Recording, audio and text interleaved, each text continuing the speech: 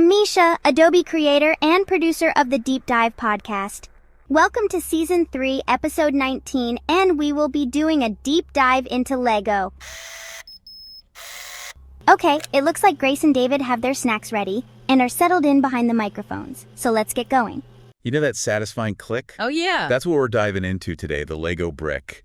Something so familiar, you've probably cursed it stepping on one in the dark. Definitely done that. It's remarkable, though, isn't it, how this, simple piece of plastic has not only endured, but it's been called the toy of the century twice. Wow. There's a real story locked inside those little studs. Absolutely. And it all traces back to Denmark, right? And this great little phrase they coined way back in 1934, leg godt. Meaning play well. Exactly, play well. And it wasn't just some catchy slogan, apparently. It became like the company's driving force. So today we're kind of on a mission to unpack how that idea propelled Lego from, a small carpentry workshop to this global thing. Right. We'll look at the innovations, their resilience, which they definitely needed, the engineering behind it, the cultural impact, which is surprisingly big, the business strategy, and even what they're building towards next. It's a journey packed with these pivotal moments and this constant drive for quality. It's actually pretty unique in the toy world. And it's funny to think it didn't even start with plastic. No. Back in 32, Great Depression era, it was all wooden toys, like pull-along animals, little wooden cars. Ducks. Wooden ducks, yeah. Yo-yos, stuff like that. Necessity is the mother of invention, right? Totally. And that early woodworking, that focus on craft, it really set a standard, for their later obsession with quality, even when they switched materials. That makes sense. And the founder, Kurt Christensen, he came up with the name Lego in 1934. Just those two Danish words squished together. Leg play well. Yeah, simple, but it kind of set the stage from the get-go, didn't it? It really did. It was a clear statement about what their toys were meant for, even before the famous brick existed. Okay, so let's dig into those early days a bit more. It wasn't easy. Can you believe the workshop burned down? Completely destroyed. Multiple times. Yeah, multiple times. Talk about resilience. Seriously. What do you think kept Ole Kirk going through all that? Most people would just give up. Well, those setbacks seemed to just strengthen his determination to make something that would last. It points to a really strong belief in what he was doing, that entrepreneurial spirit. It really does. And that commitment, wanting to build something lasting, that fed into his belief in using only the best materials. It wasn't just about making stuff. It was about crafting quality toys. Which leads right to the motto. Exactly. The famous motto, only the best is good enough. Or in Danish. How does it go? Det bedste ik forgot. Right. And it wasn't just the saying hanging on the wall, was it? No, not at all. It was, and still is, baked into the company's DNA. From design to the factory floor. Yeah. It's the promise in every box. And there's that great story about the ducks. Oh, the varnish story, yeah. His son, Gottfried, right. He tried to cut a corner, maybe. Put only 2 coats of varnish on the wooden ducks instead of the usual 3. Thinking he could save some time, maybe some money. And old Kirk found out and was apparently furious. Made Gottfried go back, find every single duck, and put that 3rd coat on, even if it took all night. Yep. That story tells you everything about the standards Ole Kirk set. It wasn't about the cost of a bit of varnish. It was the principle, uncompromising quality. That became the bedrock. Exactly. And that same mindset carried over when they started looking at plastic. Trade in your boring job for a brilliant career using Adobe Creative Cloud. Start learning now with the free trial link in the description. Old Kirk bought a plastic injection molding machine back in 1947. That feels pretty early, pretty forward-thinking for the time, right? It was a big gamble. A lot of toy makers were still skeptical about plastic. But Ole Kirk saw the potential, didn't he? For mass production, precision, things you couldn't easily do with wood. And this is where it connects to another company, Kittycraft. Right. Around that time, they saw these interlocking plastic bricks made by a British company, Kittycraft, designed by Hilary Fisher Page. He'd actually patented them earlier. Huh. So Lego started making their own version in '49. Automatic binding bricks, they called them, made from cellulose acetate plastic initially. So the core idea wasn't originally theirs. The initial spark, maybe not, but Lego's real contribution was taking that basic concept and just refining it obsessively, focusing on the material, the manufacturing precision, and then finding that magic ingredient, the clutch power. Right, clutch power. We'll get to that. But first, these early plastic bricks, Yeah. they weren't an instant hit. No, people were used to wood and metal toys. Plastic still felt a bit new, maybe cheap. Lego even talked to Kittycraft, who apparently didn't have huge success with it either, and wished Lego luck. Interesting. And Lego eventually bought the rights to the Kittycraft designs in '81. Yeah, which shows they knew there was something valuable there, even if it took time to perfect long-term thinking. But the real breakthrough, the thing that made Lego Lego, came in 1958 with their own patent. This was the game changer, wasn't it? What was different? Absolutely. This was it. The key, heavily driven by Gottfried, Ole Kirk's son, was adding those hollow tubes on the underside of the brick. The tubes inside.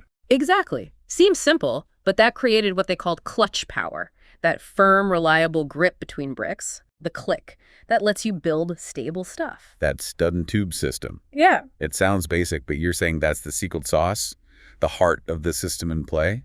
It lets you connect them securely, but still pull them apart? That's the magic. Stability for building, but also easy disassembly for rebuilding. Endless possibilities. That's the clutch power. Wow. And sadly, that same year, 1958, Ole Kirk Christensen passed away.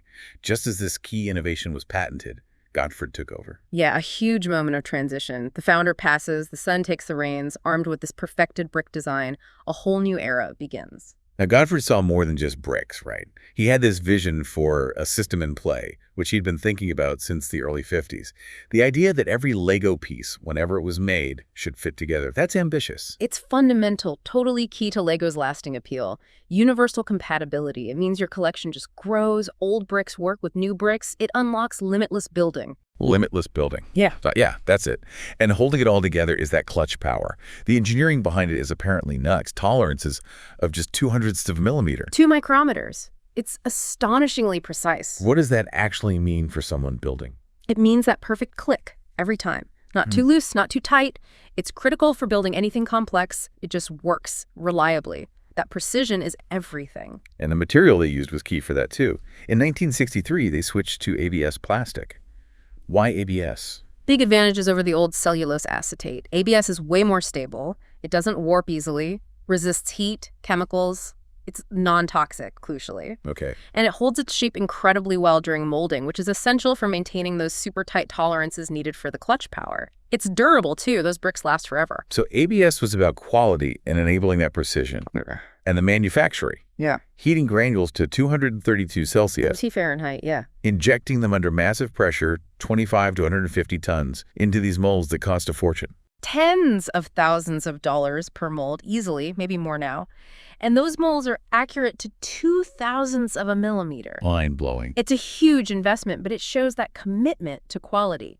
Each mold is an engineering marvel. They even have sensors in them to check for tiny variations. And then rigorous quality control, automated, and human checks. They're serious about it. I heard they even encase old, worn-out molds in concrete blocks. Really? Why? Sort of like retiring a jersey, maybe?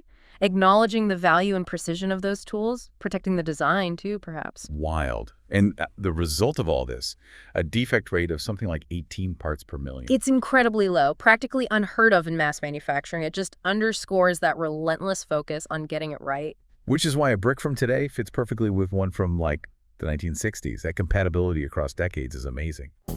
Trade in your boring job for a brilliant career using Adobe Creative Cloud.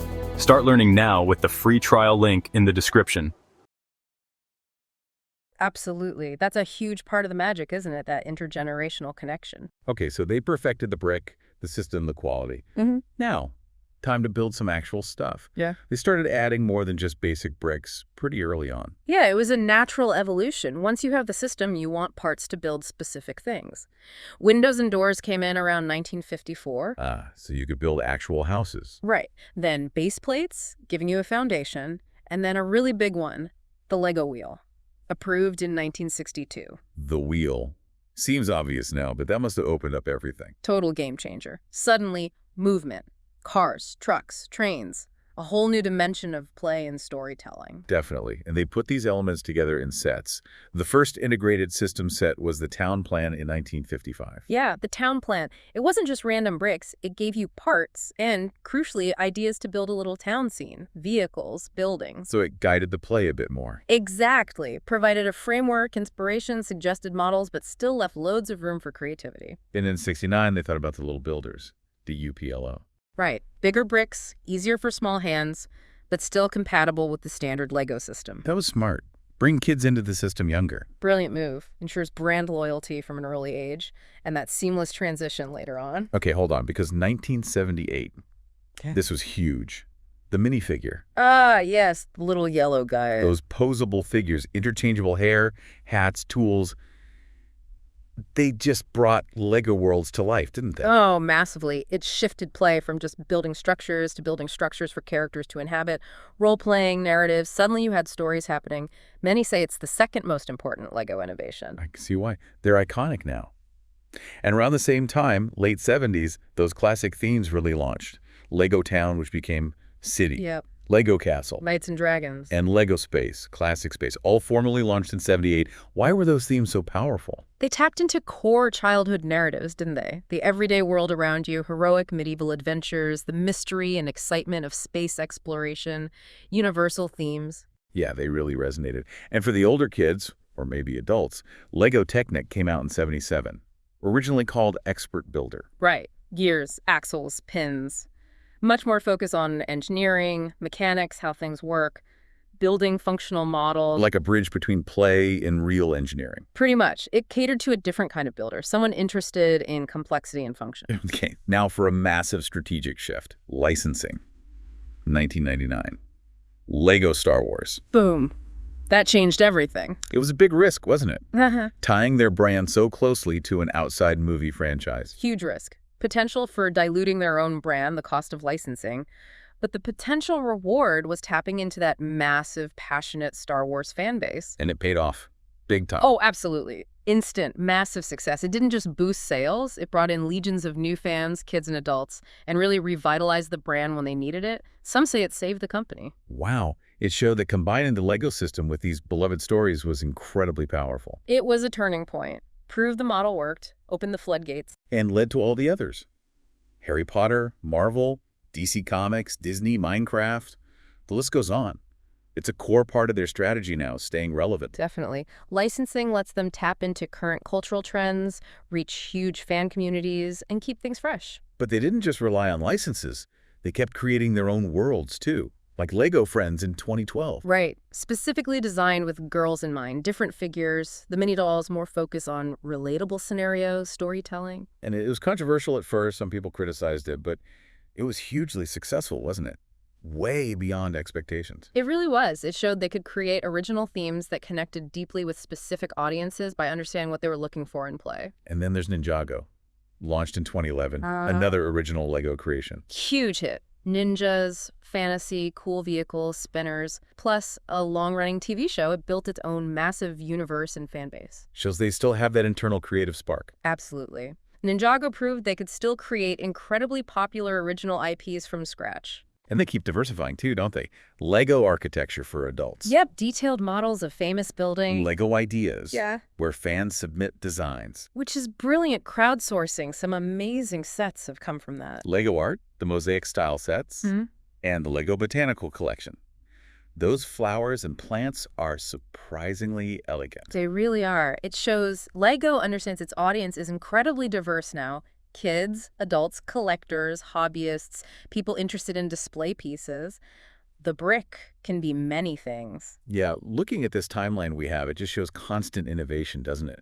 Decade after decade. It really does. A constant cycle of refining the core, expanding outwards, adapting. That's key to their longevity. So Lego isn't just a toy. It's woven into culture in some really interesting ways. Definitely. It's gone way beyond the toy box. It's a learning tool. It's an art medium. It's a community builder. Let's talk about learning through play. That's huge for them now with Lego education. But it goes way back, right? Collaborations with MIT in the 80s. Lego logo. Yeah, that was super early, letting kids build and program machines with Lego and the logo language, really pioneering stuff, connecting physical building with computational thinking. And now Lego education is much more formal. STEAM solutions for schools, Spike Essential, and Prime for robotics and coding. Right, making complex STEM concepts hands-on and engaging. They even have brick motion, which teaches physics principles using bricks but without tech, which is interesting. So they cover both tech and non-tech approaches. Exactly, showing the versatility of the brick for learning. And a big manifestation of this is First Lego League, FLL. Yes, the robotics competitions, co-founded with Dean Kamen back in '98. It's global now, right? Kids from age 4 up to 16 building robot-solving challenges. What skills did they pick up? So many crucial ones: critical thinking, coding, obviously, design, teamwork, huge emphasis on teamwork problem solving under pressure, all wrapped up in this fun, competitive environment. And does it make a difference? Research seems to say yes. Yeah, studies show FLL participation boosts interest in STEM careers, improves collaboration skills, builds confidence. It's genuinely impactful. It's Lego as a catalyst for future innovators. Okay, shifting gears. Lego as art. Sounds unlikely, maybe, but yeah. Think of Nathan Sawaya, the brick artist. Right, the guy who quit being a lawyer to build Lego sculptures. That's him. He saw the potential in standard bricks to create serious art, the colors, the modularity. He builds these incredible large-scale pieces. His exhibition, The Art of the Brick, has toured everywhere. Amazing human figures, replicas of famous paintings, all out of regular Lego bricks. It really changes how you see them. Totally. Sawaya's work elevated Lego into the fine art conversation, shows the brick can convey emotion, tell stories, challenge perceptions. It's not just a toy anymore. It really isn't. Okay, let's talk community. The AFOLs, adult fans of Lego. A passionate bunch. How did that whole scene start? It really took off in the late 90s, mostly thanks to the internet. Online forums connected adult enthusiasts who maybe thought they were the only ones still playing with Lego. And it just grew from there. Exploded. It's now this huge global community, people from all backgrounds, united by the brick. They form LUsBiz Lego user groups. Right, local or themed clubs. What do they do? Meet up, share building techniques, collaborate on massive displays for conventions or public shows, run competitions. It's a real social hub. And the big conventions. Brick World, BrickCon. Yeah, those are major events. Thousands of AFOLs gather to show off creations, attend workshops, buy rare parts, just geek out together. Was Lego always comfortable with this adult fan base? I heard they were a bit wary at first, especially when people started hacking Mindstorms. There was definitely some initial uncertainty, like, what do we do with these adults who are using our toys in ways we didn't expect? Yeah. Especially the Mindstorms hacking, pushing the tech boundaries. But then things changed, especially after Lego hit financial trouble in the early 2000s. Exactly. That near bankruptcy was a wake-up call. They realized this passionate, dedicated adult community was actually a massive asset. So they started engaging more. Yes, they created the Lego Ambassador Network, LAN. It's a formal bridge between the company and recognized fan communities, RLUGs they call them, recognized LUs. How does that work? It's about two-way communication. Lego gets direct feedback from its most dedicated fans, insights into what they want, and the fan groups get support for their events, sometimes early product info. It's mutually beneficial. Smart. So AFOLs aren't just customers. They're ambassadors, critics, content creators, even product designers through Lego ideas. Precisely. Embracing the AFOL community was absolutely key to Lego's turnaround and continued success. They're incredibly valuable partners. Okay, let's pivot to the business itself. Lego is still privately held, right? Mostly family owned. How does that affect things? Big impact. Being private, mainly owned by the Kirk Christensen family's holding company, Kirk ABI, and the Lego Foundation, means they can focus long-term. They're not constantly chasing quarterly results for shareholders. So they can stick to their values, think generationally. Exactly. Kirk BI holds 75%, the Lego Foundation 25%. And Thomas Kirk Christensen, the fourth generation, is still the active owner. It keeps that family legacy and the foundation's play mission central. But it wasn't always smooth sailing. Early 2000s, they were in deep trouble. $800 million in debt. Sales dropped 30%, near bankruptcy. Yeah, 2003, 2004 was incredibly rough. A perfect storm, really. What went wrong? Several things. They'd over-diversified into stuff like Lego clothing, software, theme parks they didn't fully control, losing focus on the core brick, plus intense competition from video games and counterfeit bricks were becoming a problem. They admitted internally they'd failed to add value for a decade. That's brutal. It was a harsh realization. They'd strayed too far from what made Lego unique the system in play. The product line was bloated and confusing. Then came Jürgen Vignudsdorp as CEO in 2004, the turnaround guy. Yep. His strategy is legendary now. Basically, back to basics. What does that involve? Ruthless focus. Simplify the product line dramatically. Recenter everything on the core brick and the system in play. Cut costs aggressively. Sell off non-core assets like selling a majority stake in the Legoland parks to Merlin Entertainment. Get lean, focus on the break. And like we said, reconnecting with the AFOLs was part of it too, revitalizing classic themes. Absolutely vital. Rebuilding trust with their core fans, tapping into that nostalgia and the power of their heritage themes like castle and space. And look at them now. One of the biggest, most profitable toy companies in the world. Resilient even in tough markets. Record results in 2024. What a comeback. It's an incredible turnaround story, shows the power of focus, innovation, and understanding your core strengths and your core audience. And the growth is driven by a mix, right? Yeah. Technic, the adult-focused icons line like Botanicals, the reliable city theme, and still the huge licensed ones like Star Wars and Harry Potter. Yeah, that balanced portfolio of owned IPs and licenses keeps them strong across different demographics. And they're truly global now. Products in 130-plus countries. Over 570 stores. Manufacturing spread across Denmark, Hungary, Mexico, China, plus new plants coming in Vietnam and the U.S. They're building a truly global footprint, pushing into established markets and seeding growth in emerging ones, especially China. Expanding direct-to-consumer sales is also big for them. And investing heavily in digital and sustainability. Those new factories are meant to be carbon neutral, right? That's the plan. Big investments there. Sustainability is a major strategic pillar now. So the Lego experience is much broader than just the sets now. Legoland Parks, for instance. They started because people wanted to see models at the factory. Pretty much. Back in the 60s in Billund, Gottfried saw the potential, opened the first park in 68. Instant hit. And now they're all over the world. Windsor, California, Florida, Germany, Japan. Destination resorts now, often. Yeah. They did have an earlier failed park in Germany, though. Yeah, briefly. Probably learned a lot from that about location, operations, market differences, lessons that helped a later park succeed. Then Lego Education, which we touched on. Their mission. Yeah. Inspire and develop the builders of tomorrow. Curriculum stuff for schools. Right. Providing tools for teachers from DUPLO up to spike robotics, brick motion physics. Really embedding Lego in formal learning. And the Lego Foundation operates independently, championing learning through play globally. Funding research, supporting programs. Yeah, they distribute huge grants, like over 1 billion Danish kroner in 2023. It embodies that core play well philosophy, focused entirely on child development. And then the really unexpected one, Lego Serious Play. Using bricks in boardrooms. It sounds weird, but it works. Using Lego for strategic planning, team building, problem solving in businesses. How? The hands-on building process helps unlock different ways of thinking, encourages everyone to participate, makes abstract ideas tangible. Facilitators guide teams to build models representing challenges or ideas. It's an open source methodology now, too. Fascinating. So Lego is definitely clicking into the future, embracing digital. Video games have been huge for them. Oh yeah, Lego Star Wars games, Lego Island way back. Right. Now partnerships like Lego Fortnite with Epic Games, plus apps, AR experiments. They know play happens digitally too. They have to. Meet kids and adults where they are, virtual and physical worlds blurring. And the Planet Promise. Sustainability. Huge focus. Ambitious goals for emissions reduction.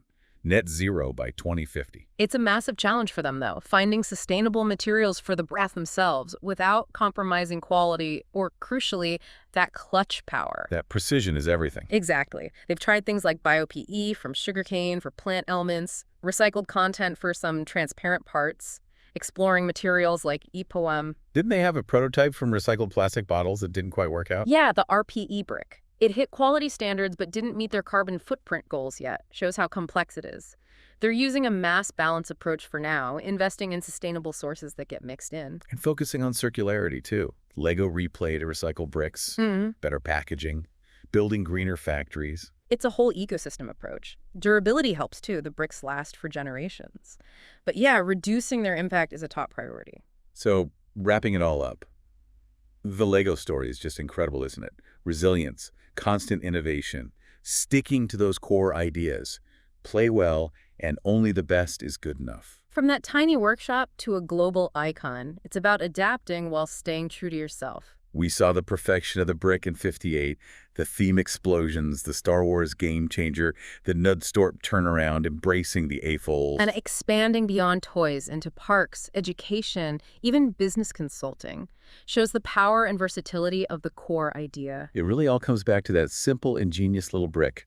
A tool for creativity, building worlds, telling stories, and now they're tackling digital, tackling sustainability, building the future. It remains this potent symbol of imagination, and the company keeps evolving, keeps building. It really makes you think, doesn't it? How can something so simple have such a massive, complex impact on play, learning, culture, business? What other everyday things around us might hold that kind of hidden depth, that potential? We'll see you next time. See you later. And that's a wrap on this deep dive. I'm Misha, and let me send out a huge thank you for listening. If you want more content on gaming, education, or other fun stuff, head over and find me on YouTube. Link is in the show notes. Thanks again for tuning in, and I'll catch you on the next deep dive.